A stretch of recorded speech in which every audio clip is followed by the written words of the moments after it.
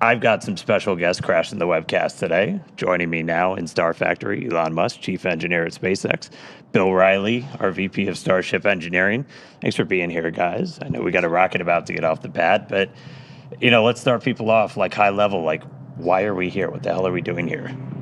Well, I don't know about everybody, but I'm here to try to build into the future that I imagined and dreamed of as a child, where starships with people are out among the stars exploring the universe. Yeah, so the why, it's always important to explain the why of things. And the why of Starship is that we want to be a multi-planet species to extend consciousness beyond Earth, I think for two main reasons. One is to ensure the long-term survival and prosperity of life as we know it in consciousness, which if we are a multi-planet species and ultimately a multistellar species out there among the stars, the probability of survival is much, much longer. That's kind of the, defensive aspect or life insurance for life collectively. But then there also need to be things that are inspiring and exciting and that give you reason to live. Life cannot just be about solving one tragic problem after another. There must be also reasons to get up in the morning and be excited about the future. And a future where we are a spacefaring civilization is infinitely more exciting than one where we are not. And we're doing it all pretty unique location. I mean, the pad's behind us. We got rocket on the tower. We got another tower with it. We're sitting inside Star Factory. And I mean, it wasn't like this for very long. This is all pretty brand new. Yeah, I think we moved Starship here in about the early part of 2019. So we've been coming that entire time and seeing the site evolve from a double-wide trailer and a tent where we built Starhopper to the first suborbital test flights. And now we have behind us two towers for the first time as we build towards the first operational flight from the second tower at the end of this year. And this beautiful building, 1 million square feet, where we're able to work towards a production line of Starships. Yeah, the SpaceX team has done an incredible job of building out really the most advanced rocket manufacturing facility that has ever existed. This is far beyond any rocket fabrication facility that has ever been built. This is essentially alien-level technology, and it was all built here basically down by the Rio Grande River and close to the beach. It's an incredibly improbable location, and this used to be a sandbar. I think we're about, 3 feet or about a meter above sea level. It really was nothing. If you see the time lapse from sandbar to two launch towers and a gigantic rocket factory with high bays, and we're going to be building something called the Gigabay, which is like one of the largest enclosed volumes on Earth. So it's sort of like a gigantic Borg cube that we're going to be building here for building and storing these gigantic rockets. It's really spectacular, and anyone can come and visit. So because we're on a public highway and we're literally by a public beach, you can actually come and see the rocket. You quite close up. I mean, you can drive past it, and you can also look at the factory. And anyone could do this from anywhere in the world. So you can come and visit and check it out. So I think it's pretty cool that it's just not right now. Just not right now. Just not right now. Obviously not when we're launching because there's some safety issues. But the rocket's often just sitting on the pad without any propellant in it, and then you can just come here and visit. It's very easy. Yeah, I think it's a really special place. Yesterday, the ship went down the road behind us, and I saw families outside on Sunday going for their Sunday stroll, and they were greeted by Starship going down. And I think that from the very beginning, the thing about Starship, different than Falcon and other rockets that I'm aware of, is we designed it to be mass-produced at scale. And it's not about building one Starship and getting to orbit once. It's about doing it in a sustained and rapid way. Yeah, we're aiming for ultimately thousands of ships to be built per year, which is what's needed in order to construct a city on Mars that is self-sustaining. And the major fork in the road of destiny will be when the Mars city is capable of surviving, even if the resupply ships from Earth stop coming for any reason. And that reason could be something cataclysmic, or it could be that that civilization simply subsided. there's always this debate throughout history of will civilization end with a bang or a whimper. But either way, if the critical thing is to get to the point where Mars is self-sustaining and can survive even if the resupply ships stop coming for any reason, which means that you need to build an entire base of industry on Mars in order for Mars to survive. For example, it's not simply enough to build a chip, like a computer chip factory, but you need the ability to build computer chip factories. So this is going to really take a lot of tonnage. I mean, my guess is at least 1 million tons to the surface of Mars, and maybe it takes less than that, but it's going to be a lot. But this is a very exciting future. It's one which will ensure the long-term survival and prosperity of life and consciousness, and it's the critical stepping stone to get from this solar system to other star systems, and perhaps go out there and explore, and perhaps we'll encounter alien civilizations that maybe they're alive now, or maybe they enjoyed a period of prosperity for millions of years, but also died out millions of years ago. So it's humbling to think of the age of the universe, according to the standard model of physics, being approximately 13.8 billion years old. So an incremental million years would be 3 digits past the decimal point.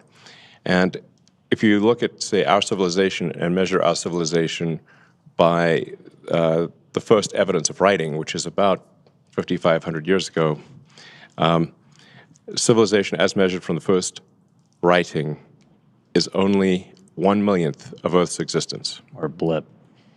Yeah. Yeah. Flash in the pan so far. Yeah. Well, we're getting some cool shots. Rocket out on the pad right now. We tell people, like, come down, see it. It's hard to get, like, a sense of scale of just how massive this thing is.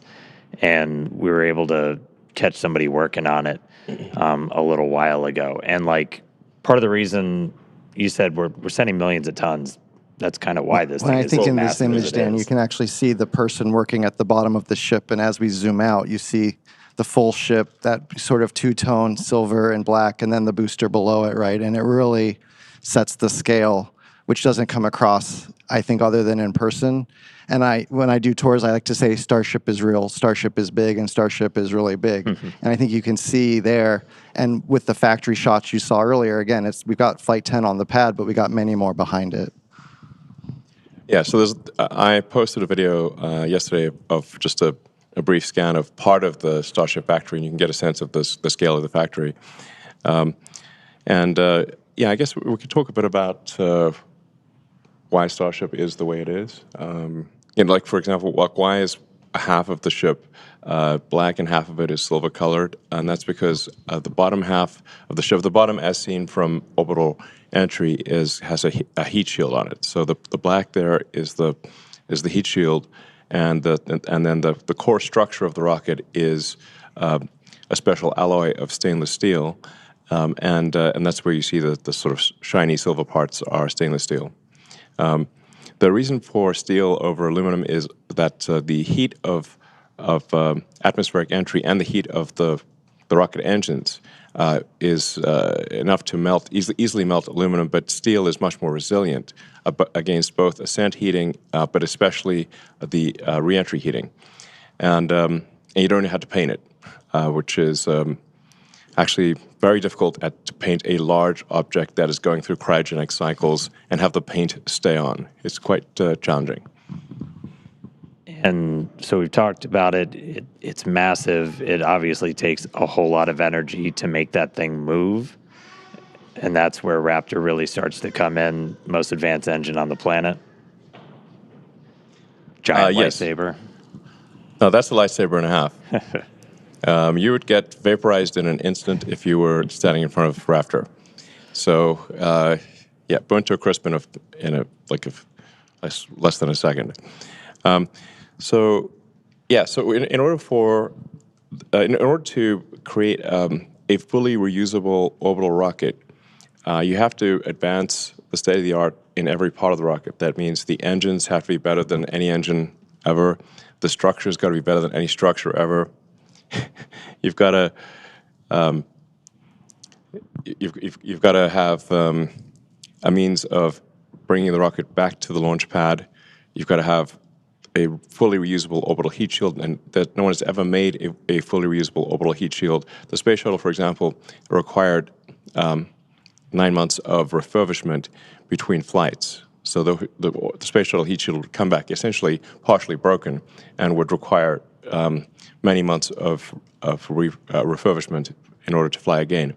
What we're trying to achieve here with Starship is to have a heat shield that can be flown immediately. So the ship, both the ship and the booster, would be caught by the tower arms, and the booster would be placed immediately back on the launch stand, and the ship's got to orbit Earth at least once, but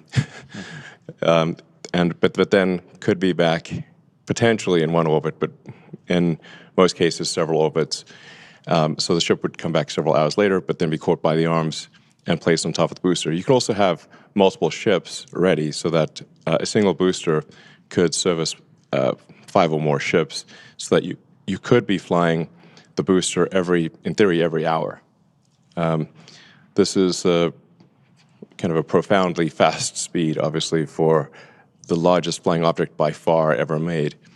But it's the reason why we catch the booster with the tower arms, and the ship also will be caught with the tower arms, because that's the fastest way to get the booster and the ship back to flight. If we had instead put landing legs, which we have done before for the ship tests, we actually had landing legs that flipped down, and the ship we've successfully demonstrated landing with legs. But if you do that, if we were to do that with the booster and the ship here, we'd have to land somewhere else with the legs, then lift the rocket, stow the legs, transport the rocket back to the pad, which is very unwieldy when you've got a gigantic thing. Then it would be picked up by these tower arms and placed in the launch mount. That would delay the reusability dramatically and would add a lot of mass with the landing legs. So that's why we catch the rocket with the tower arms, because it's the same tower arms that put the rocket in the launch mount are used to catch the rocket. And that means that we can put the booster back in the launch mount in less than an hour after liftoff. In fact, the booster is going to come back very fast. 5 or 6 minutes later, this booster is coming back one way or another, or not coming back. So then you really have propellant fill time, which can be brought down to about 30, 40 minutes. And that means it is theoretically possible to fly the booster again in less than an hour. I think when I think about it, it's the jet drives up to the jetway, the people get off, new people get on, and it leaves. You don't want to land the jet on a different airfield and then tow it over to the jetway. So it's just operationally simpler and faster. Yeah, we've had a lot of success with the booster, 3 for 3 on the catch attempts. When we bring it back, we've reflown one, so awesome. And then again, Starship superpowers, the whole thing is reusable. So ship reusability is like what we're working on right now.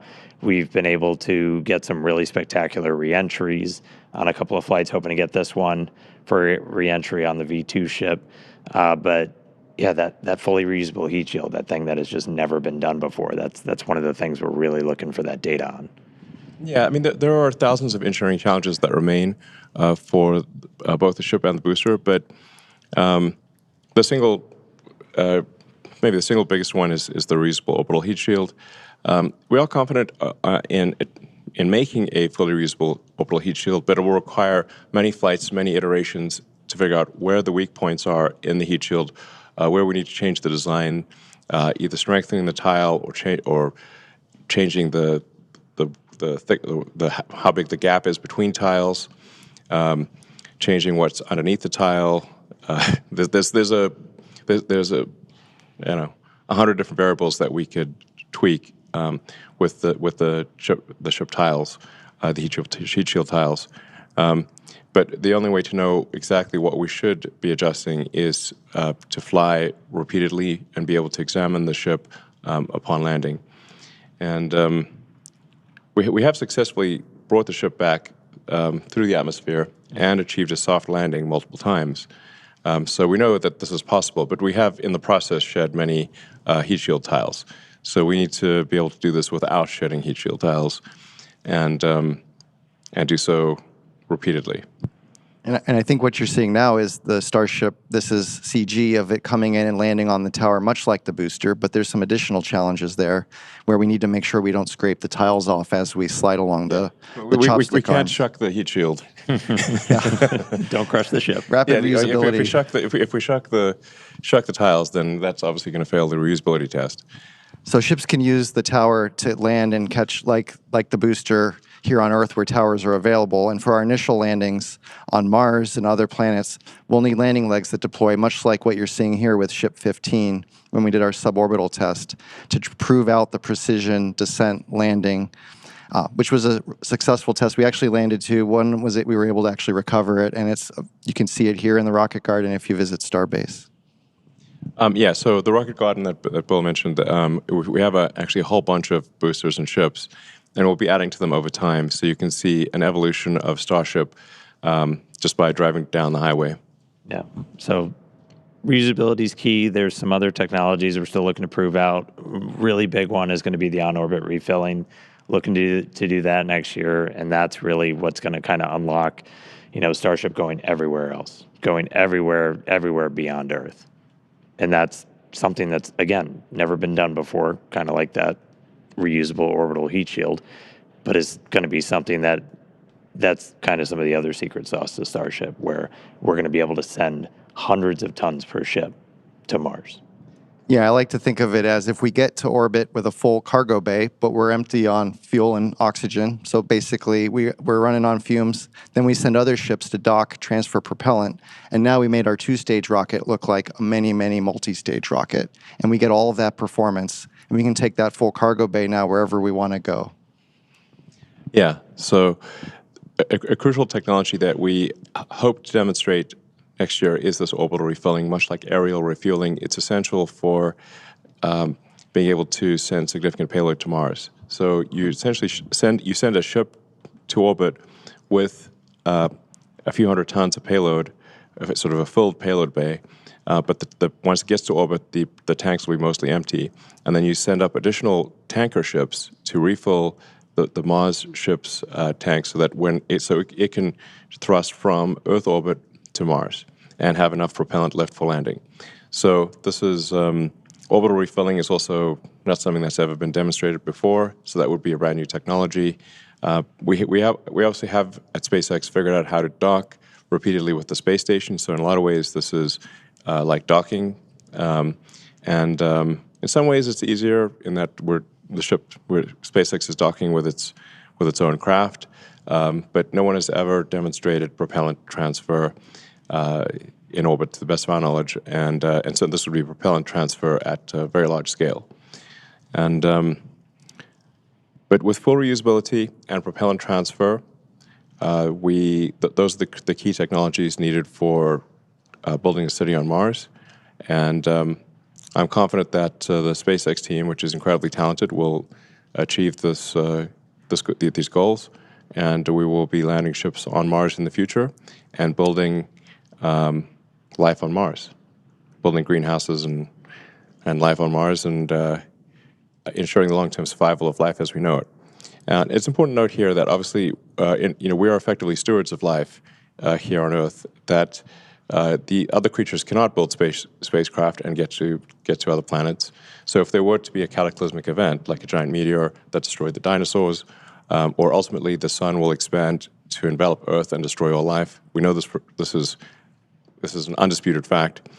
Then if we don't take life to another planet, all life will be destroyed. So it's incumbent upon us to ensure that we do bring life to other planets and ensure the long-term survival of life as we know it on planet Earth. And I mean, aside from that, there's so much that Starship unlocks by being able to do these things. Like, we'll be able to go to Mars, but there are other just transformational things by being able to take that many people, that much stuff to space for that much less money. Yeah, I mean, I think like understanding our planet better, being able to move people around the planet, make it feel smaller and more accessible. You could go anywhere on the Earth, in less than 40 minutes, basically, in terms of flight time. So I really do see Starship as being this thing that can connect us, just like Starlink connects our information. This can connect us more physically. Yeah. So there's really nothing faster than a rocket, really. An orbital rocket is the fastest thing that we know of of the fastest means of transport. So, like you could go from LA to Sydney in less than half an hour. You could go LA to Tokyo in less than half an hour. You could go from New York to Singapore in half an hour. Everything's roughly half an hour, basically. Some things might be 10 minutes. Yeah, that's true. I mean, yeah, sign me up for that, please. All right, cool. Cross the Atlantic in 10 minutes, no problem. Please, yes, sign me up. You're going 25 times the speed of sound, so that's 30 times faster than a commercial aircraft. And it's a whole hell of a lot better view. Yeah, it's a hell of a view. Yeah. All right, cool. Anything else, guys? Anything else you're really excited about we could coming say out? a lot more. Yeah. Maybe we should go check in on the rocket Yeah. and get All on right, console. we're going to go back on console to hopefully the weather supports a launch tonight. Yeah, thanks for tuning in, and yeah, thanks right. for your support. Thanks for crashing, bye. guys. All right.